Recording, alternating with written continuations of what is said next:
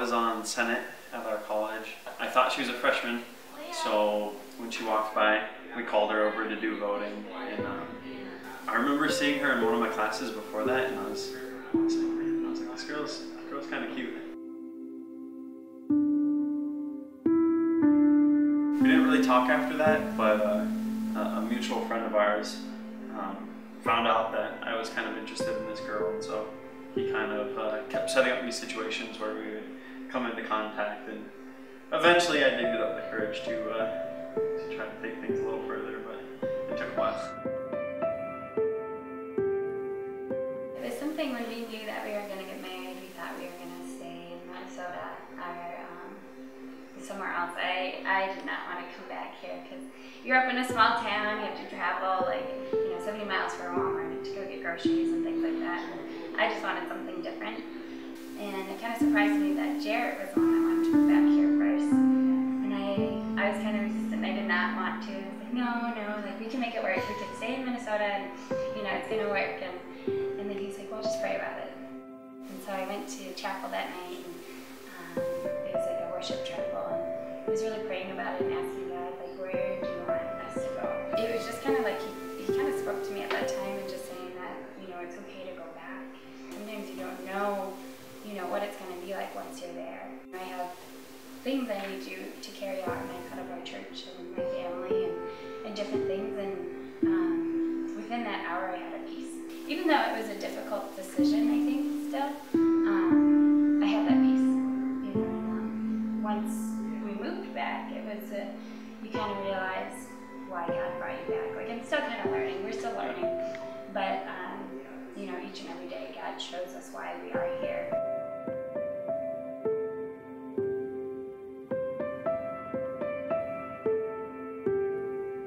Poplar, from what I know of it, is growing up here,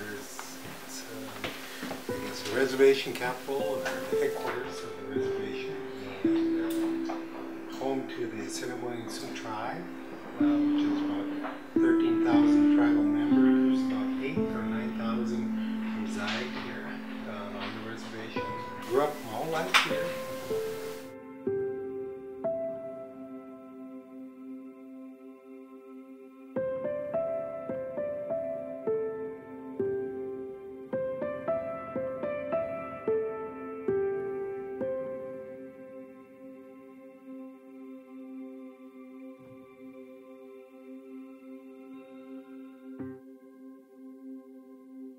One of the biggest reasons I became a nurse was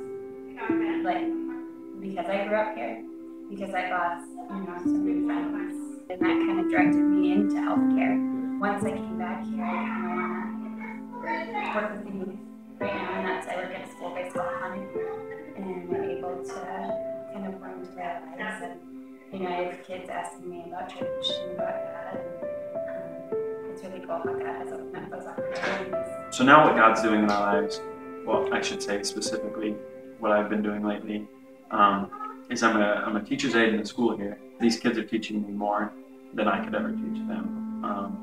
And I think that experience of understanding what it's like to live in their shoes is something that's very eye-opening for me.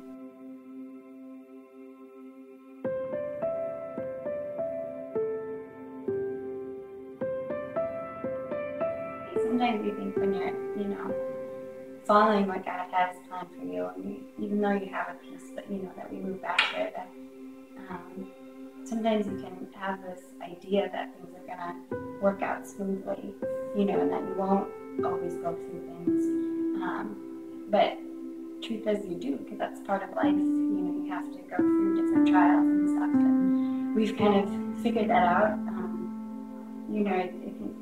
We've hit some different things as a couple, and we just recently miscarried, and that was a very painful experience, and it was something that to me I didn't expect. I mean it was our first time getting pregnant. You think everything's gonna work out great, and then you realize that your baby's heart's not beating, and then you miscarry, and it's something so incredibly painful.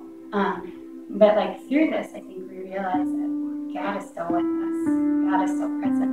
You know, so many times, like in my job, I'm going to be able to work with pregnant teens, and it's given me appreciation, even more so for life, you know, and it's helped me to really want to help them, and then also it's helped us kind of grieve with couples who have miscarried, or, you know, maybe even you know, understand it a little bit more.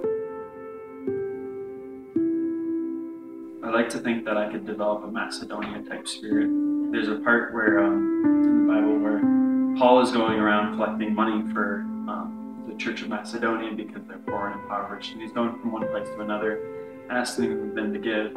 And when he gets to Macedonia and tries to give them the money, the thing that they say to him is they feel dishonored that they weren't asked to give money as well.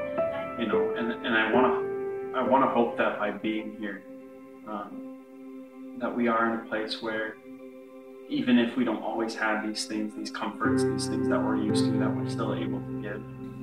Because when you look at, you know, the bigger picture of things, in the end, you know, we're Christ followers. We're supposed to, you know, to go to the places that He wants us to go to, you know, and even if that means giving up, you know, everything, giving up, you know, my comfort of wanting to be in Minnesota for this reason, and, you know, this, and this, laying that before God and saying, you know, if you, whatever it is, you know, let me be obedient and walk where you want me to walk. And my dad always told me that he was really concerned for me coming out here because it would be something that I wouldn't expect. It would be something that I wouldn't be used to. But he said that he was proud of me because he would rather I be stepping in God's will than be in the safest place in the world running away from Him. Because that's not what it means to be a Christian. So, with that.